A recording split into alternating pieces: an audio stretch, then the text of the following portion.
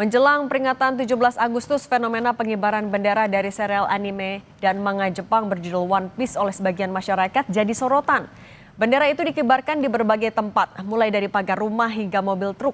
Fenomena ini mengundang pertanyaan apa arti mengibarkan bendera One Piece dan apa dampaknya dalam konteks hukum. Kita bahas bersama politisi Partai Golkar Firman Subagio dan Ketua Umum YLBHI Muhammad Isnur. Selamat petang semuanya. Selamat Selamat petang. petang, Assalamualaikum Mbak. warahmatullahi wabarakatuh. Waalaikumsalam warahmatullahi wabarakatuh. Pak Firman, di beberapa media Anda menyebutkan kalau ini bisa menjurus ke makar. Sebenarnya bagaimana pemikiran Anda sampai bisa ke kesimpulan makar itu? Ya, terima kasih Mbak Cindy.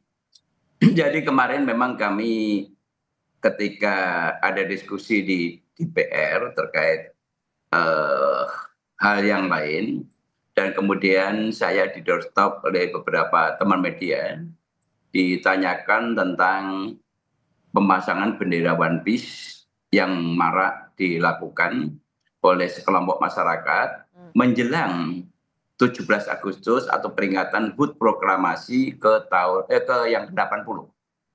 Oleh karena itu kami sepakat bahwa pengibaran bendera ini juga harus dilihat dari berbagai perspektif.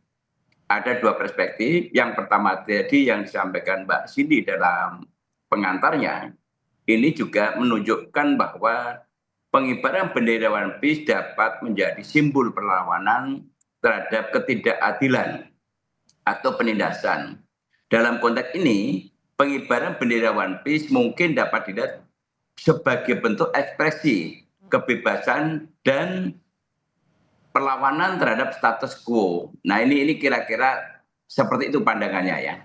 Kemudian ini juga bisa ditafsirkan sebentuk kreativitas dan ekspresi masyarakat. Karena kita mengakui bahwa ada kelompok masyarakat yang mungkin merasa tidak terwakili atau mungkin tidak terpenuhi apa yang menjadi harapan. Nah kalau gitu, namun dugaan ada tentunya makar ini dari mana Pak Firman?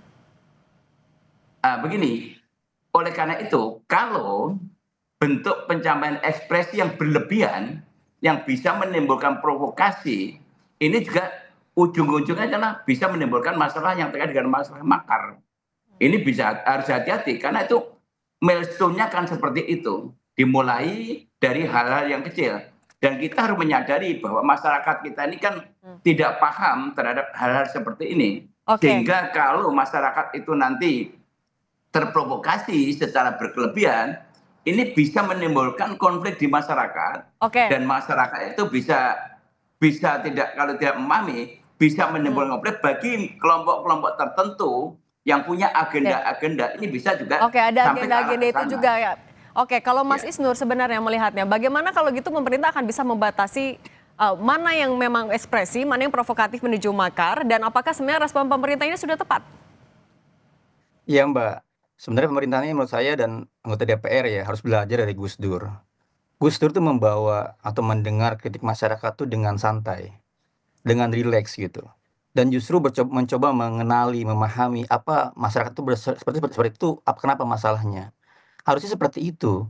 Bagi YLBHI, ini adalah bentuk semangat warga, partisipasi warga, kepedulian warga untuk mereka bertanya dan mengkritik tentang jalannya kebangsaan ini. Tadi cerita supir ya, 3 hari ngantri hanya untuk menyeberangi pulau, sehingga mereka frustasi. Dan mereka mengibarkan bendera, itulah simbol mereka merasakan ketidakadilan. Dan Jolly Roger dan One Piece ini, saya sebagai penggemarnya juga, didiskusikan banyak hal. Itu adalah simbol seperti superhero dalam banyak film untuk mengatakan bahwa kami berpartisipasi, saya siap bergabung dalam melawan ketidakadilan. Harusnya dipahami seperti itu. Jadi jangan dipahami berlebihan, apalagi kalau sampai makar. Kalau makar dalam definisi KUHP itu kan tujuan serangan untuk menggulingkan kekuasaan, untuk menjatuhkan presiden. Itu sama sekali jauh sekali dari sana. Justru menurut saya harusnya pejabat negara peka terhadap apa yang dirasakan rakyat, sehingga rakyat bisa menyuarakan dengan simbolnya mereka.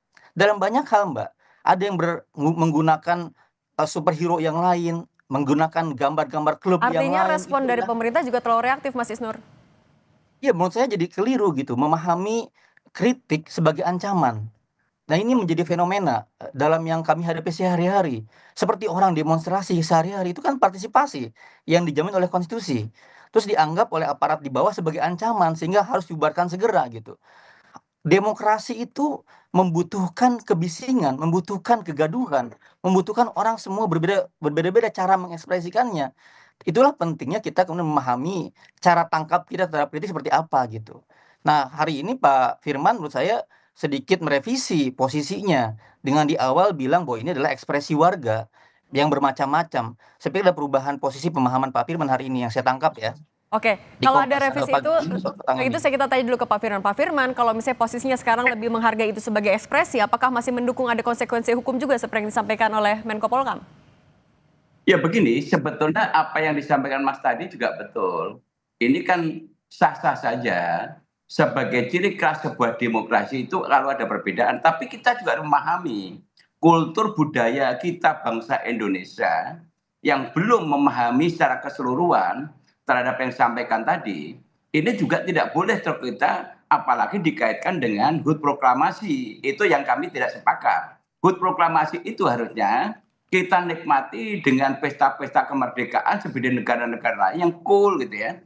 Nah, mengenai penyampaian pendapat itu kan boleh saja bisa dilakukan. DPR sekarang sudah punya rumah aspirasi, welcome gitu. Tapi jangan memberikan proposal dengan bentuk-bentuk yang masyarakat itu belum paham. Ini justru tugas kami sebagai anggota DPR, bukan kami alergi. Masing-masing kita punya cara gitu. Kalau saya sekarang ini saya susah kepada masyarakat, nggak usah ikut mengikuti mengibarkan bendera-bendera seperti itu. Alhamdulillah di daerah Jawa Tengah itu nggak ada satupun bendera-bendera ini. Saya udah keliling kemarin dari Semarang, Gerobokan, Pati, besok ke Rembang sampai ke perbatasan Blora, macamnya nggak ada satupun bendera itu. Oke, Apalagi kalau sampai membuat di jalan-jalan. Yang saya khawatirkan adalah jangan sampai masyarakat, sensitivitas masyarakat ini ada yang membangun narasi-narasi seolah-olah nanti disalah tafsirkan. Oke, jangan sampai ada narasi yang kita mengikuti budaya-budaya artikan. Bukan budaya Pak. Indonesia. Oke, kalau gitu Mas Isnur, kalau gitu ketika masyarakat mau menyampaikan kekecewaannya, langkah atau jalur yang bisa diterima semuanya kayak gimana harusnya? Ya, ekspresi warga tuh bisa dibatasi, Mbak. Terserah mereka. Ada yang dengan puisi, ada yang dengan coretan di dinding, ada yang dengan gambar, dengan film, dengan karya apapun. Nah, tugas kita sebagai elit ya, tugas kita sebagai orang yang paham, harusnya merespon itu dengan baik. Ya, kami menganggap ini adalah ekspresi warga, kekecewaan, kesedihan, komitmen untuk menjaga keadilan sosial. Kami akan tanya, kami akan dengarkan. Dari 3 sampel tadi yang diberikan oleh Kompas hari ini, itu sangat relate sekali semuanya. Sangat rasional dengan apa yang mereka alami. Dan tugas kita adalah tugas Bang Firman di DPR justru menghormati keragaman itu. Tidak ada, belum tentu kita tidak ada di lapangan.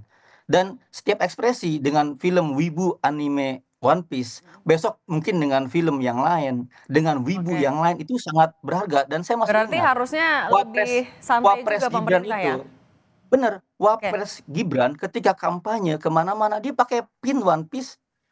Itu pertanyaannya apa? Maksudnya apa? Mas Gibran pakai One Piece gitu. Terus Sri Mulyani pernah memerankan itu juga. Anies ketika kampanye pakai simbol itu juga. Itu simbol yang dalam WIPO adalah simbol kerakyatan, simbol perjuangan bersama. Nah, ketika pemerintah merespon berlebihan, justru menjadi pertanyaan, ada apa? Kok jadi semacam ketakutan yang berlebihan gitu. Padahal teman-teman responnya adalah awalnya biasa gitu. Oke, masyarakat punya kebebasan berekspresi dan itu tidak bisa dibatasi. Tapi memang ada jalur-jalurnya juga. Terima kasih Mas Isnur dan juga Pak Firman sudah berbagi di Kompas Petang. Sehat selalu semuanya. Sehat selalu.